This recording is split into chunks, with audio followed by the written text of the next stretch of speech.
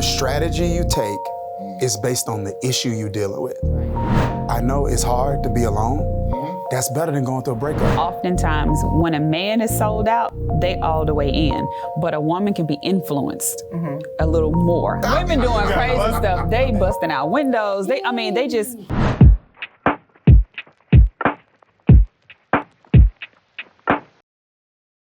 Welcome to today's episode of Relationship Talk with the Guest. We are so honored and excited to have Pastor Dharius and First Lady Shameka Daniels with us today. They are pastors, authors, speakers, coaches, and transformational leaders in the marketplace as entrepreneurs. They know how to make a difference and a dollar, and they teach other people how to do the same thing using many different platforms.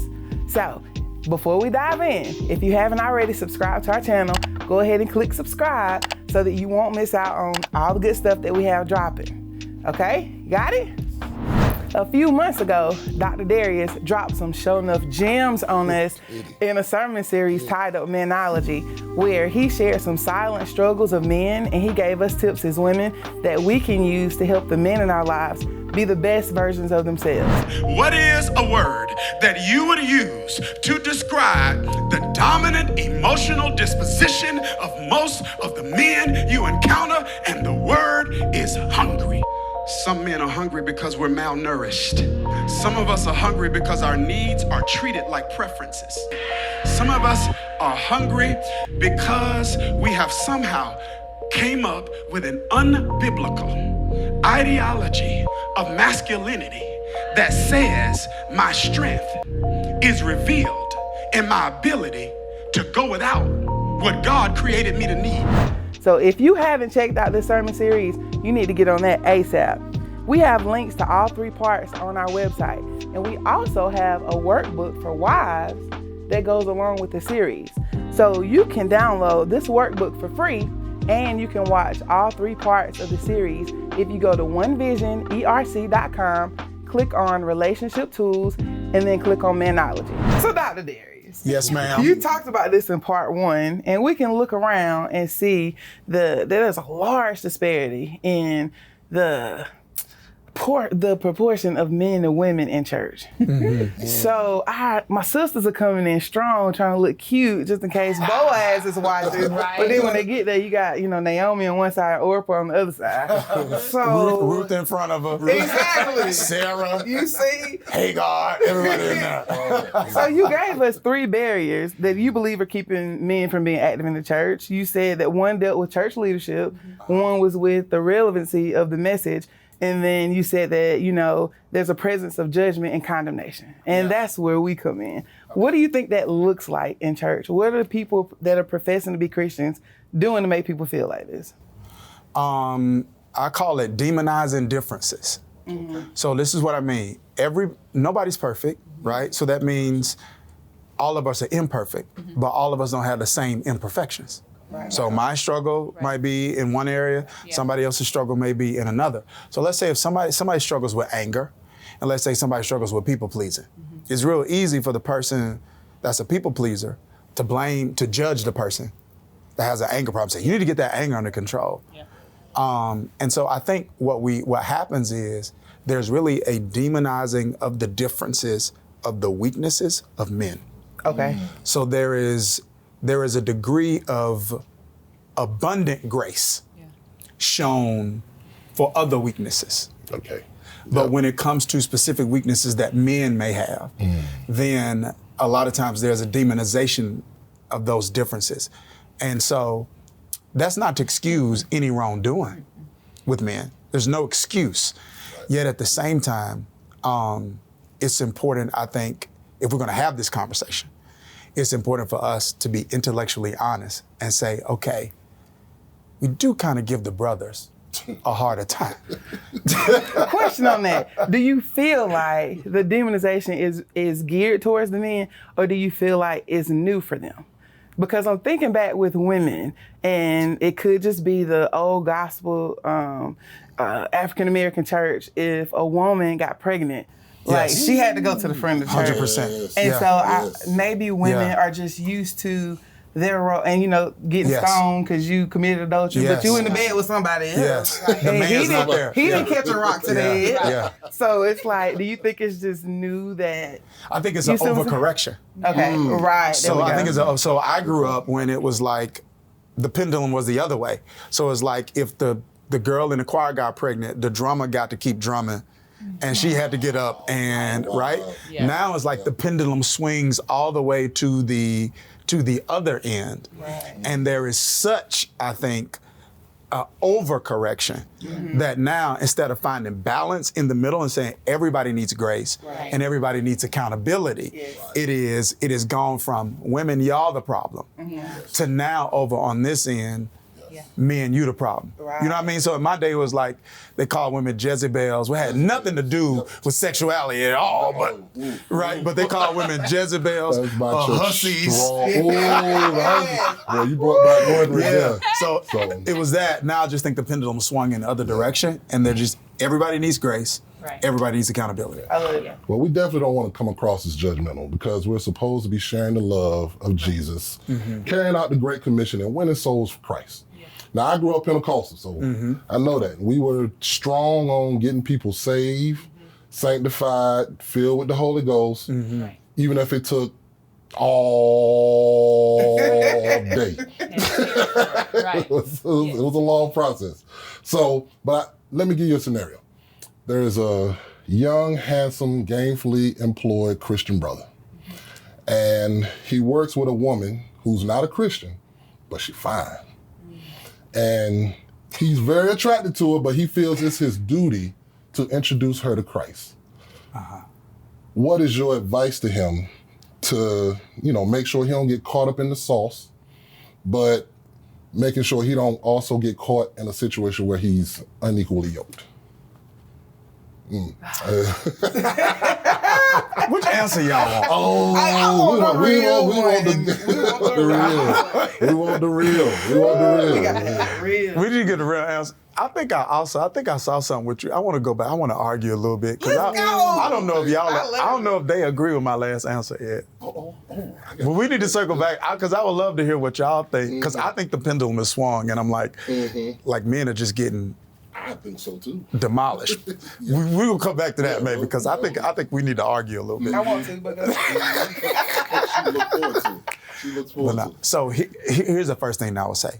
All right, now this is gonna be super controversial, but you asked me, so I'm giving it to you. Yes. All right, so I think that attractiveness piece is a really important piece. Now, Jesus is 1A. Yes. Right. The attractiveness is 1B. Okay. Yeah. Okay. Got me? I got you. Okay. I'm with you. You got me. So I don't think he should diminish the importance of like, yo, I'm attracted to this because that's important. That is. Yet at the same time, I think it's dangerous when the person you're attracted to is a person you feel like you're assigned to introduce to Christ. Right. It's almost like your motives can be jaded a little bit because it's like, I want to get you to Jesus, not to get you to Jesus. I want to get you to Jesus because I'm gonna feel okay about being with you.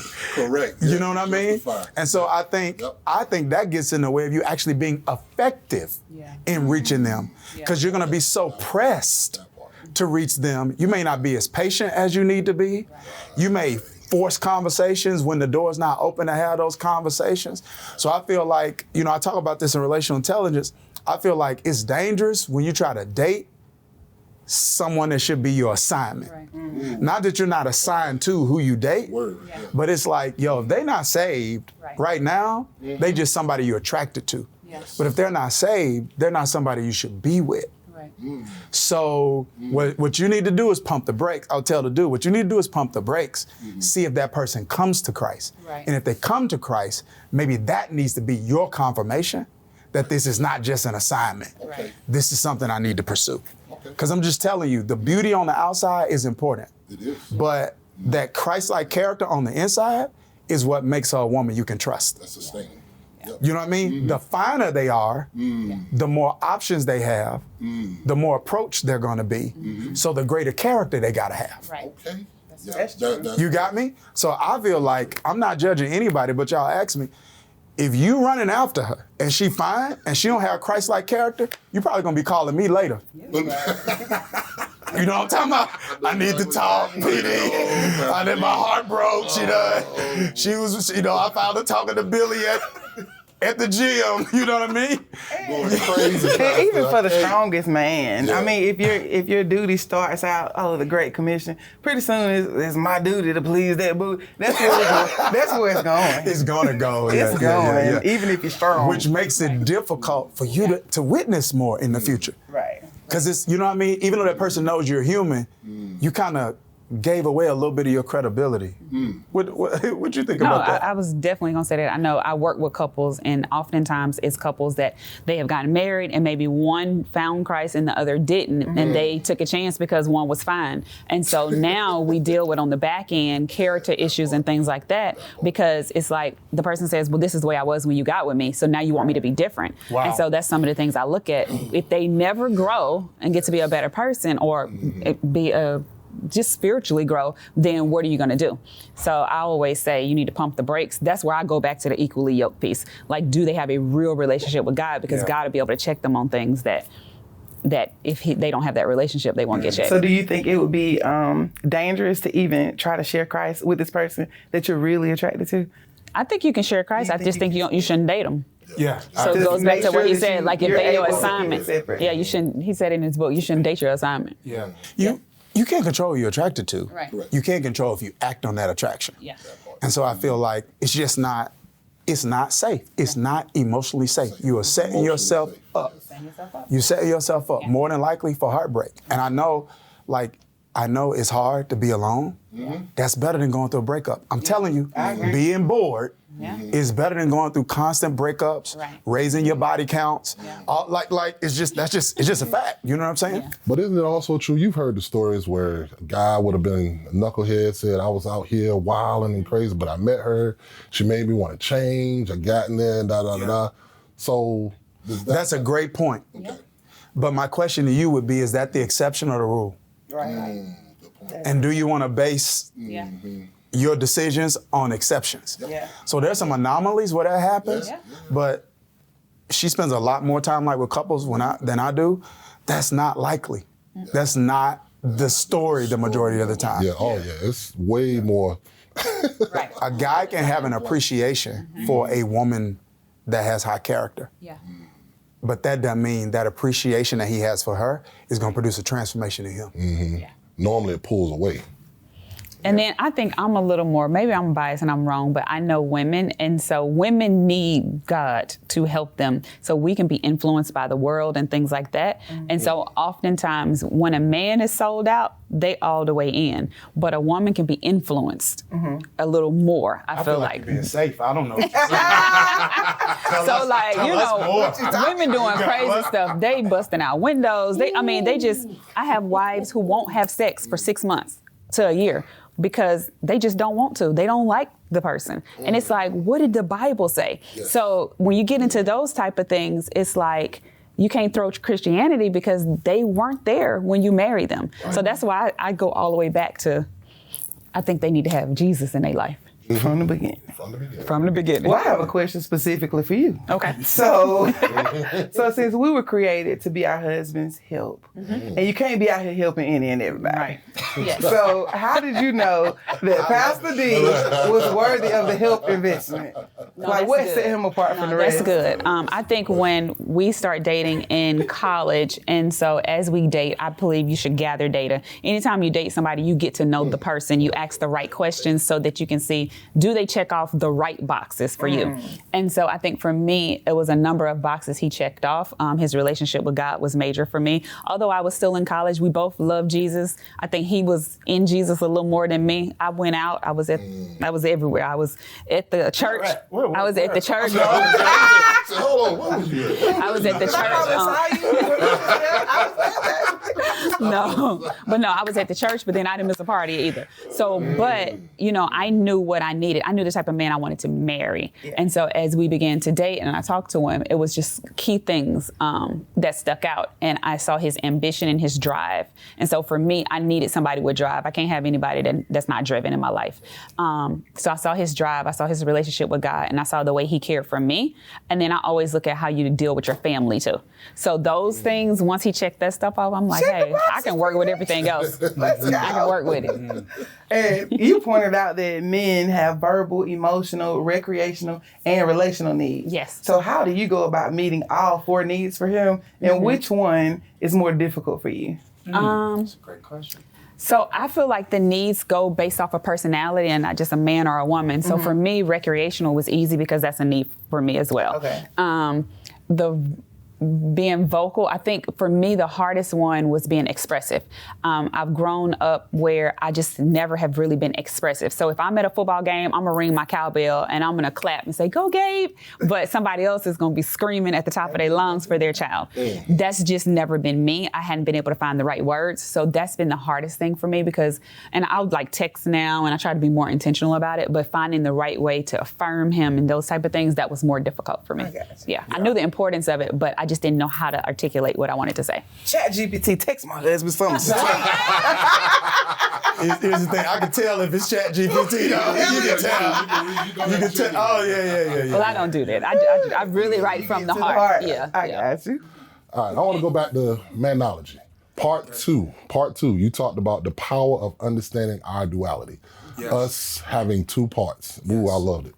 So we can be smart and silly, humble and arrogant, and my personal favorite, hood and holy. Yes. That's me. So one thing that stood out big though was how you said Samson was born to protect Israel from the Philistines. Yes. But yet he kept dating Philistine women. Yes. He liked what was killing him. Yeah. And so I know you said we definitely don't need to live in denial. We need to be aware of our other side or less desired parts. But with that knowledge, and speaking to somebody who maybe just started their faith walk, how do they learn to control something that's controlled them for so long?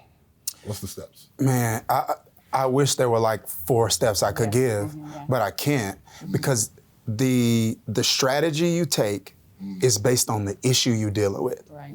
And so different issues require different strategies. So let's say like, you know, when I'm talking to guys about purity, we talk about something called bouncing, right? Which is this idea of like, okay, hey, not overly, you're a man and you're visual. What's attractive to you is attractive to you. That's just a fact, all right? Now, what you can control is how much attention you give that, et cetera. That don't fix purity though. Because different people's issues stem from different things. So for some people, it's not like an inability to control themselves physically. It is the emotional affirmation that they get from conquering different women. And so if that source, if the source of what they're doing is like, this is doing something for me emotionally, my sense of manhood is tied up into this, I can teach him bouncing all day.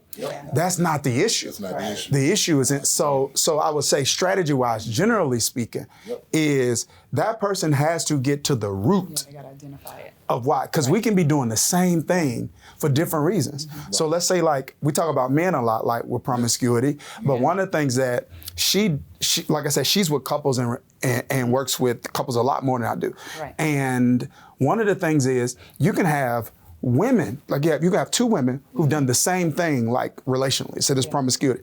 And one could not even enjoy sex.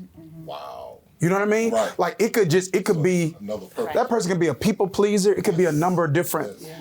So the question is, what is the root of the issue? You know what I'm saying? And then now it becomes what steps need to be taken to deal with that root. Yeah.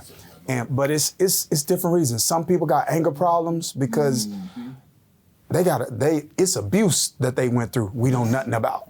And other people just have anger problems because they spoiled. And so it's, we can't, even though it's the same issue, we can't address it the same way. Everything That's good. requires a different attack. Yeah. So you got to be able to identify that. Yeah. And so identifying it, maybe you can't do it, but you might have to have someone who close to you to help you do that if you can't see it for yourself. Yeah. Yeah. That's good. So we come to Change Atlanta regularly, but we watch this Manology series online. And I'm gonna be honest, I put the mind blown emoji in the chat about 10 times when you said that we look for duality in the people that we date. Like, OMG. So women want them street, but not in the streets. You know, nice, but not weak. A thug, not a criminal. Saved, not too spiritual. And then, I like that last one. You're a thug. Just don't be a criminal. Don't break the law. Right. There's a line. Right. and then men Come to church with want. me on Sunday too. That's it. Come. And like it. Yes. Make sure your shirt is real tight.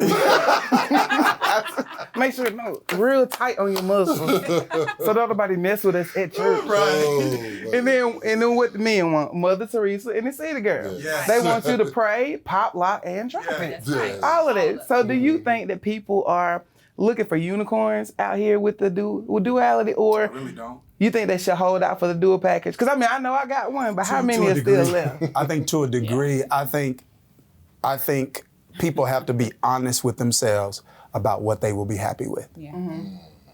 I really do. Because if not, very rarely have we seen someone settle relationally Right. and that relationship be one that ends up healthy. Right. That's true. Like when someone settles, eventually they regret it.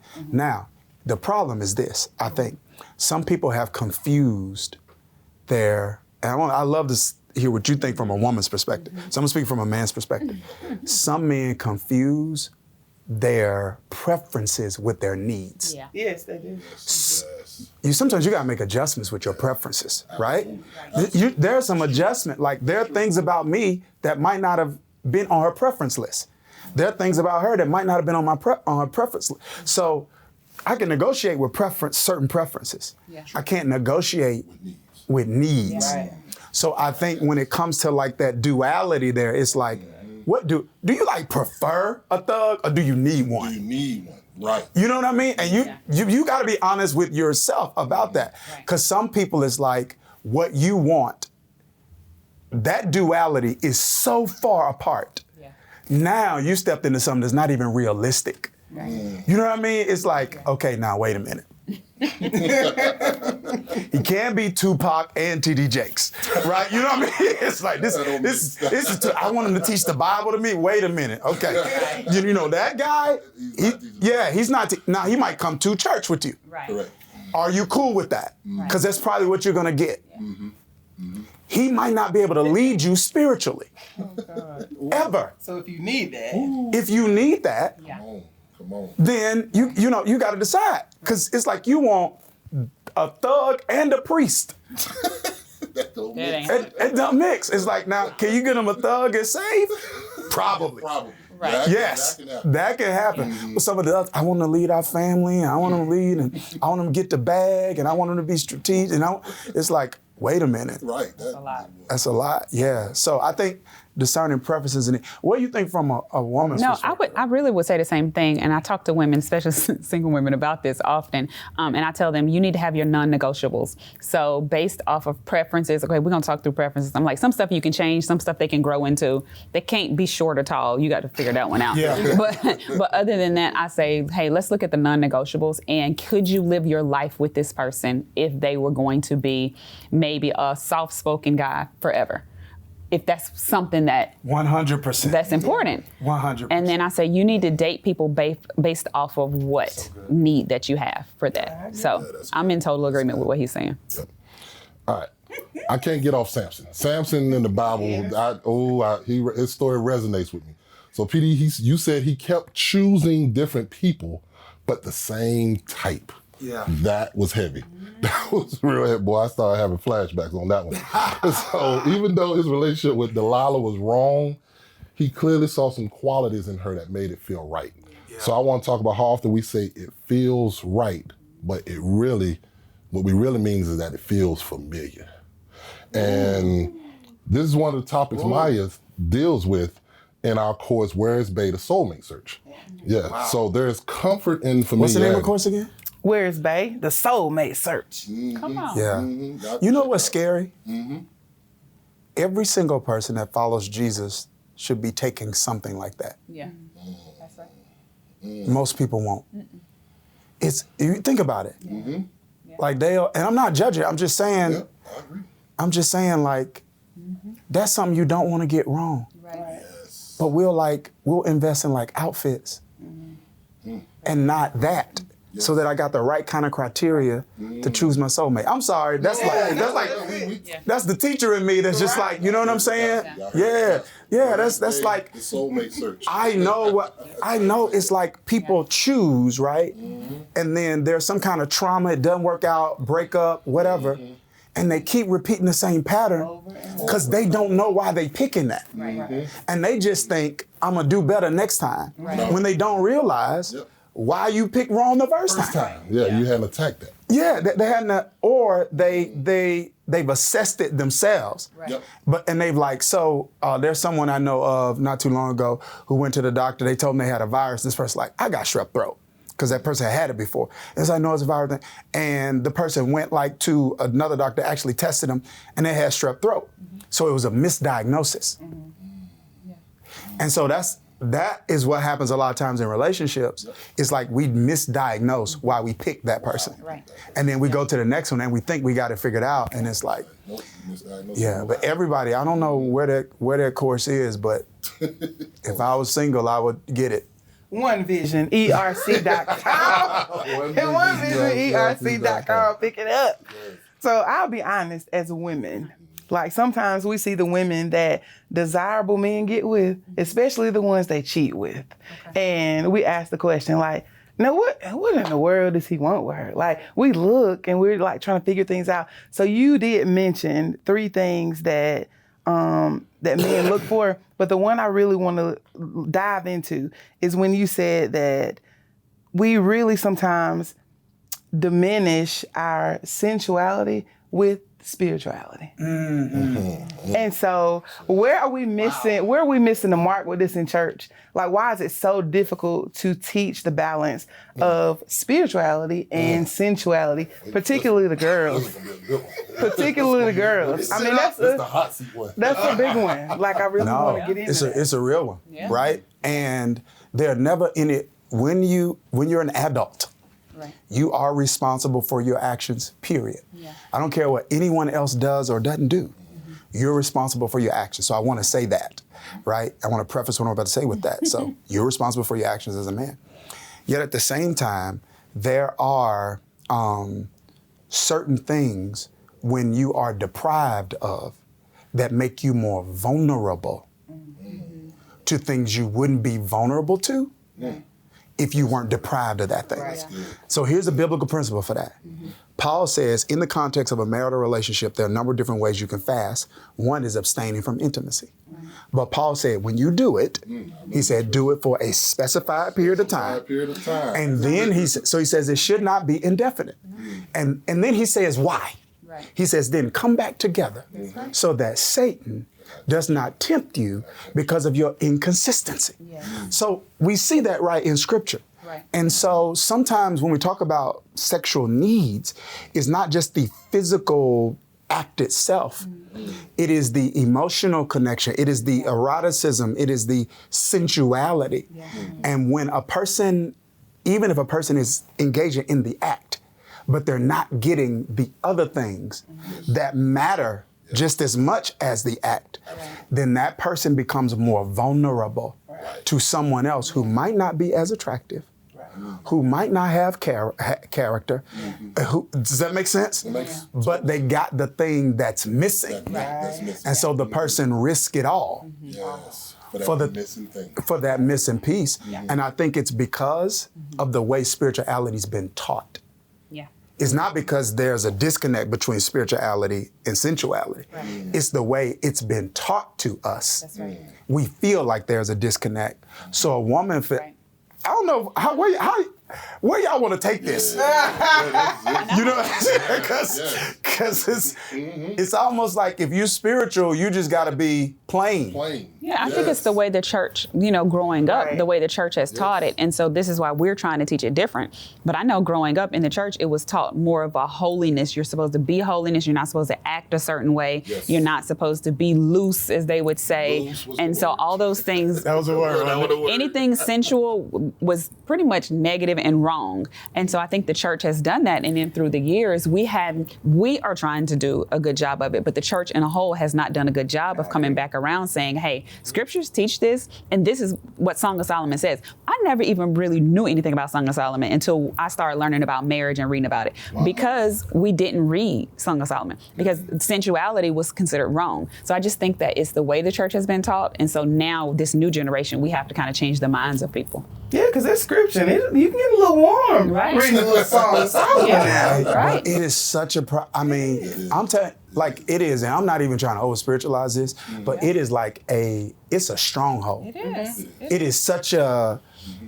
mental barrier. It is almost like certain behaviors are associated with sin Right. and sinful women Yeah. and sinful men, and that deprogramming is like really, really difficult. But it is robbing people of the gift that God wants them to experience in each other. Like, and it is a thing, and I'm gonna be honest with you. You guys know I have a passion for and a calling to men. This is a huge area of struggle for men. Because they want because very often the woman with the high character that they want is not often the woman that gives them the satisfaction that they need. Right. Does that make sense? And it's important for men and women to have a full view of sensuality based on what the scriptures say. And be like, no, you need to, it's okay to express yourself. It's okay to be your full self in the context of covenant with this person you in relationship with. Yes. So we'll end with this right here. Speaking of men, Yes, men are fighting. Tori, we watched the whole thing. Part 3, you said men are fighting weaknesses that they didn't pick. Yeah. And every man has a weakness that he hates, and I think you call them leans. Those areas, yep, where we standing upright and leaning a little bit, and sometimes a lot of bit. So, Paul said it best. I don't understand what I do. It makes no sense. What I want to do, I don't do, and that which I hate, I do. So when it comes to these leans, we can't just pray them away. You said we need principles and support to cover the leans, because otherwise we'll just be praying and leaning, leaning and praying. Because I can remember when I was, of the world and getting my gangster lean on. It was way out there. I would go to church, but right after that, I was still looking forward. looking forward to the lean. And my support group, everybody with me was supporting the lean. 100%. Nobody was supporting the upright. So, and I feel women are natural nurturers. And I think they want to love us in these and try to heal us in these leaning spaces. But I don't think that's their job. I think that's a process us men have to go through with God. Yeah. So, I agree. I feel like if they try to heal us, they're taking on God weight. yes. That's God. Yet at the same time, I feel like, lean is the word, I get it from iniquity, which means crookedness, right? So you got sin, trespasses. Like in the Bible, you see the word sin, you see the word trespass, you see the word iniquity. And they all they're similar, but they got different meanings. And so iniquity is like, it's an area of leaning that I have where it doesn't mean I fall. It means it's easier for me to fall. So if I'm leaning in a direction, it's easier for me to fall in that direction. So some are like I think generational traits you just pick up from the womb. Like some babies just mad babies, right? Think about, they just, right? And then some are like generational patterns, stuff you picked up and saw. And so yes, I think recognizing a lean is important so you can put principles in place to protect yourself from it. I think it's important. The spouse may not can heal you from it, but the spouse needs to be aware of it. That's right. Yes. So for example, I'm like a really low-key person. And Most we people wouldn't were, know that. Most people wouldn't guess that. Oh, man. With the passion you speak I'm with. chill. Yeah. And so one of the things that I always had to do growing up though, is I had to defend. I had to defend myself and I had to defend my sister. So it's always bullying and all that kind of stuff. So I'm the, you know what I mean? So it was like people would notice, but it was like I fought a lot. I fought a lot growing up. So it was like, so my instinct is to protect those that I love that way. So I didn't, sometimes you don't know what your lean is. You just know these things. And so one time I was coming back from out of town in Philadelphia. She picked me up from the airport, and I saw the way the airport police are trying to move the traffic along. This one guy was just like, I'm walking out, and I just felt like he's disrespectful. Yeah, they do. So I snapped. Now I'm coming back from preaching probably. You understand what I'm saying? Right. I'm coming back from preaching, and I'm snapping. I'm snapping. I'm like, man, da da da da da. And he was like, do you know you're talking to an officer? I said, of course, because if you had that uniform on, we'd be handling this a different way. Come on. She's like, you finna go to jail. Like she's. So what happened was, as our influence began to grow and as God began to trust me with more influence, one of the things she started having conversations with me about, she was like, hey, we kind of need to get you security. We need to get you security. And I'm like, oh, I don't need that around me. That's Hollywood. I don't like it. Da da da. She said, no. It's not just to protect you. Right. It's to protect you from you. That's good. And so when we hired a guy, she sat the guy down. She said, I need to tell you, when it comes to me, and when it comes to our children, he can become a different person. Wow. So you're in his life so she's able to, does that make sense? Create a space where you can be. She's able to help protect us from that, even though she doesn't feel the responsibility to heal that. Correct. Right. Does that make sense? Yeah. But your spouse needs, being a helpmate also means knowing that. Like, okay, hey, he can become a completely different. Right. And here's the thing. This is like, I literally had something happen at Essence Festival. What? Several months ago. So it's like, I pray 3 times a day. I practice the daily office.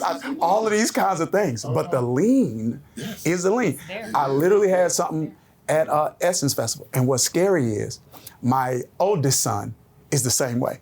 Yeah. So we're at Essence Festival, and we're like in the convention area. He walks up to me. He's like, "Yo, I thought I was just gonna have to put hands on this dude." I was like, "What happened?" He's like, "Yeah, Mom was walking by. He was about to grab Mom or something like this. I slapped his hand. I was like, what's up?" I'm like, "Where he at?" He's like, "Oh no." It's just so my son's never seen me. He's never seen me act out like that. So he couldn't pick it up because he never saw it. No. So that's why I'm telling you, strengths and weaknesses can be passed through the bloodline. Because he'd never seen me act out. Wow. Hey. Well, look, I love it. I appreciate y'all so much. I really do. Thank you so much. Look, tell the people where they can find out more about what you do and what you offer. Really, you go into DhariusDaniels.com. That's right.